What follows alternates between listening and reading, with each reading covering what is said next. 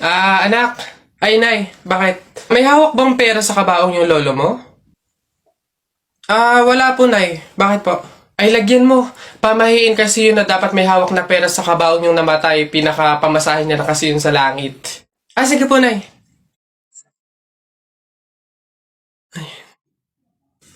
Ito po, lo. Pamasahin niyo sa langit. Ingat. Nasa langit na ako. Ay, opo, tay. Kasi sinunod po ng pamilya niyo yung pamahiin na dapat may hawak kayong pera sa kabaong para may pamasahe kayo dito sa langit. Ay, ganun ba? Naku, Teka, 1,000 yung binigay sa akin. Nasaan yung sukle? Ibigay niyo sa akin, ano to? Dayaan to, ha? Akin na. Ano na? Buti naman anak, makakalipat na tayo ng bahay. Ay, so nga Nay, buti na lang makakalipat na tayo sa mas maayos na bahay. Pero Nay, may tanong ako, bakit ang daming nagsasabi na pamahiin daw kapag daw lilipat ng bahay at paalis na, wag na daw lilingon dun sa bahay na yun kasi may mangyayari daw masama? Bakit kaya? Nak, bakit mo ba natanong? Nay, gusto ko sanang lumingon para masulyapan yung bahay natin. Syempre, tagal na din naman natin tumira dyan, kaya napamahal na rin tayo. Bago man lang tayo umalis sana, Nay, masulyapan ulit kahit saglit. Ay, hindi anak. Sige lang, lumingon ka lang. Hindi naman tayo naniniwala sa mga pamahiin na yan, di ba? Walang mangyayaring masama, panigurado, promise. Sige, Nay. Ay! Hoy, kayong dalawa. Huh? Ay, ano? Ganon-ganon na lang yun? Aalis na kayo agad, ha? Hindi nyo pa nga tapos bayaran yung upa sa bahay, eh. Pati yung ilaw at tubig, hindi nyo pa tapos bayaran, tapos aalis lang kayo, ha? 10 yung pinapakain kong anak, tapos yung asawa ko batugan pa, tapos aalis kayo, hindi kayo magbabayad. Ang kakapal na mukha nyong lahat. Hindi ako papayag. Balik! Uwi!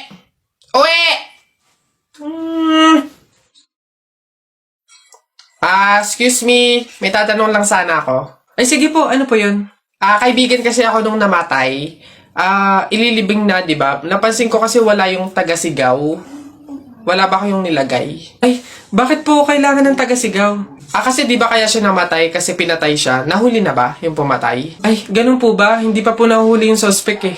O hindi pa pala. Ang pamahiin kasi dyan, para daw makonsensya yung pumatay dun sa tao, is kailangan pag ililibing na, maglagay daw ng taga-sigaw para sumuko na yung pumatay sa kanya.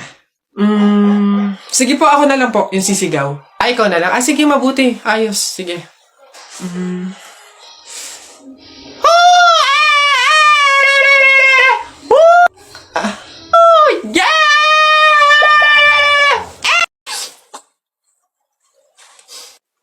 Oh, ba't ganyan mga itsura nyo?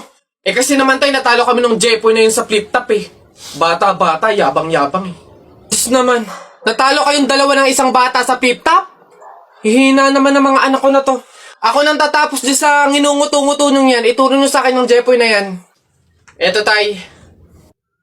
O Totoy, ikaw pala tumalo sa mga anak ko sa flip-top. Hindi naman sa pinapatulang kita dahil bata ka, pero syempre mga anak ko to, kailangan ko ding ipagtanggol.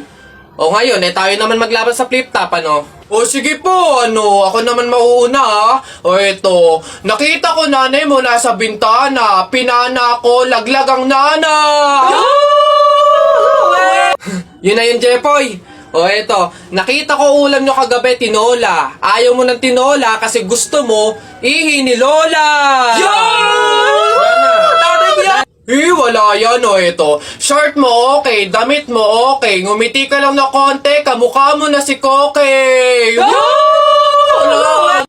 Wala naman pala tong batang to O eto, tingnan natin. Nakita ko tatay mo lumunok ng methamphetamine hydrochloride.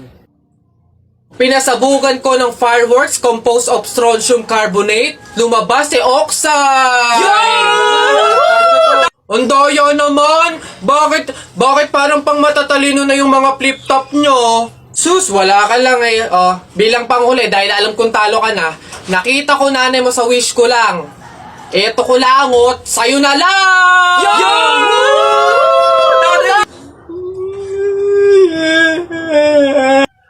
Talo! Anak! Nay, bakit?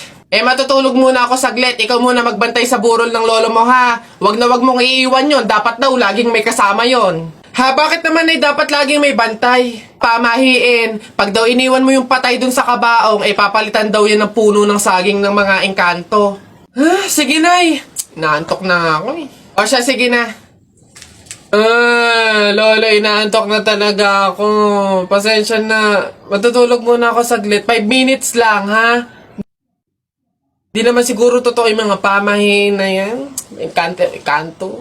Sige. Oh, bakit walang bantay dito sa burol? Ang lolo! Lo!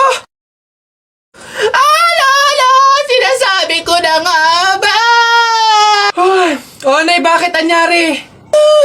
Wala na yung lolo mo. Ha? Wala na sa kabaong si lolo? Oh? Sabi ko naman kasi sa'yo, bantayan mo eh. Kukunin nyo ng mga engkanto at papalitan ng puno ng saging. Kasalanan na ng mga engkantong yung babanatan ko yung mga yan. Puno na lang ng saging na natira, lola. Oh, edi mabuti, Nay. Ha? Bakit?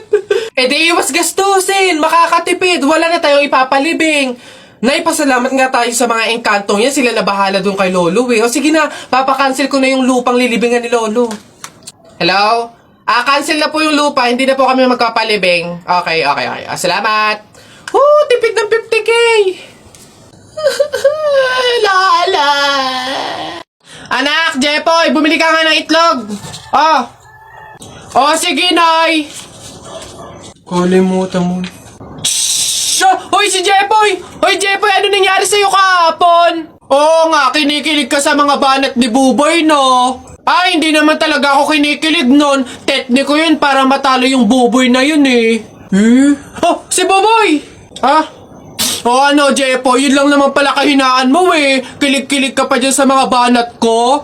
Utot mo, di tuloy na natin yung laban natin ngayon. Nakita ko nanay mo sumakay ng bus. Bukas na 2 pinto sa bintana pa lumabas. Ayun! G, hindi ka bagay sa Pilipinas. Bagay ka sa lata ng sardinas. Ayun! Sus, hotdog, cheese dog, nanay mo sabog. Ayun!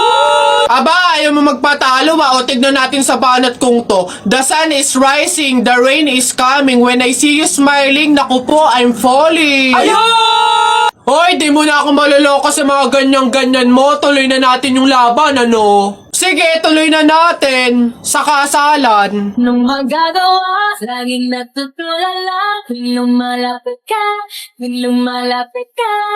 ako ay natutuwa. Kahit di sinasabi.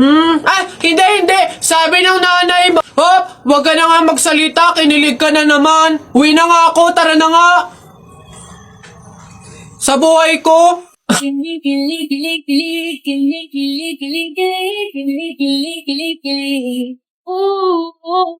Tara, buhatin na natin yung kabaong. Ay, teka. Kamag-anak kayo, di ba? Hindi pwede. Pamahiin yon. Bawal magbuhat ng kabaong ang kamag-anak. Yung iba na lang. Kayo na lang magbuhat dito. Yan, kayo. Ay, kami po. Ay, hindi po. Kamag-anak po ako. Pamangkin po ako niyan. Ay, ako rin po hindi kasi ninang ko po yan eh.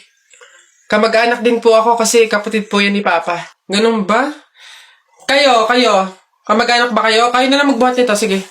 Ay, kamag-anak ko din po. Tita ko po kasi yan eh. Ako naman kapatid. Lalo na po ako po yung anak eh. Siya. Paano yan? Wala tayong magagawa. Kailangan sundin yung pamahiin talaga. Siguro, iwan nyo na lang yan dyan. May magbubuhat naman siguro kusa niyan. Iwanan nyo na yan dyan. Ayaw nga po, dapat talaga sundin yung pamahiin. Baka kasi may mangyari pang masama. Sige po, iwan na lang po natin. Bye po. Tara na. Bye, Nay. Bye, Tita. Ayan, babe. Tara na, kumain na tayo. Babe, anyari? Nabalitaan mo ba? Ang alin? Break na ang Katniel. Ano naman kinalaman natin doon?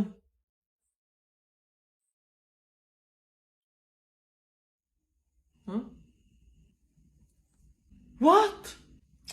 11 years, babe, 11 years. Naghiwalay. Tayo pa kayang 1 year pa lang? Babe, bakit mo naman dinadama yung relasyon natin dun? Maghiwalay na tayo. Jo, Jo, ano? Ayaw mo na? Pagod ka na? Oo!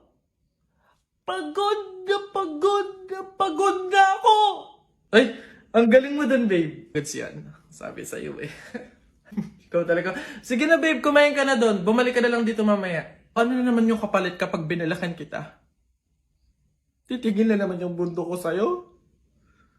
Ilang taong buhay ko na naman ang sasayangin ko. Oo. Hey! Teka nga, bakit pa ba iniiba yung usapan? Makikipag-break na nga ako sa'yo eh. Totoo na ba yun, babe? Hindi ba yun biro-biro lang? Oo, seryoso ako. Sige. Ikaw at ako, sa mundo, buhay, at sa limitadong oras na tayo ay nandito. Ang pagmamahal ko sa'yo ay walang hanggan at walang katapusan. Galing mo dun, babe. Love you na. Oh, ba't ganyan mga itsura nyo? Eh kasi naman tayo natalo kami nung Jepoy na yun sa flip top eh. Bata-bata, yabang-yabang eh. Diyos naman, natalo kayong dalawa ng isang bata sa flip top? Hihina naman ng mga anak ko na to. Ako nang tatapos dyan sa nginunguto-nguto nyo yan, ituro nyo sa akin ng Jepoy na yan. Eto tay. O Totoy, ikaw pala tumalo sa mga anak ko sa flip top. Hindi naman sa pinapatulang kita dahil bata ka. Pero syempre, mga anak ko to, kailangan ko ting ipagtanggol. O ngayon, tayo naman maglaban sa flip top, ano? O sige po, ako naman mauuna, ha? O eto, nakita ko nanay mo nasa bintana. Pinana ko, laglag ang nana. Yun na yun, Jepoy. O eto, nakita ko ulam nyo kagabi, tinola. Ayaw mo ng tinola kasi gusto mo ihi ni Lola. Wala yan o eto. Shirt mo okay, damit mo okay. Ngumiti ka lang na konti, kamukha mo na si Koke. Wala naman pala tong batang to eh. O eto, tingnan natin. Nakita ko tatay mo lumunok ng methamphetamine hydrochloride. Pinasabugan ko ng fireworks composed of strontium carbonate. Lumabas si oxide! Ang daya naman! Bakit parang pang matatalino na yung mga flip-top nyo? Sus, wala ka lang eh. Oh, bilang panghuli, dahil alam kong talo ka na, nakita ko nanay mo sa wish ko lang. Eto ko langot, sa'yo na lang!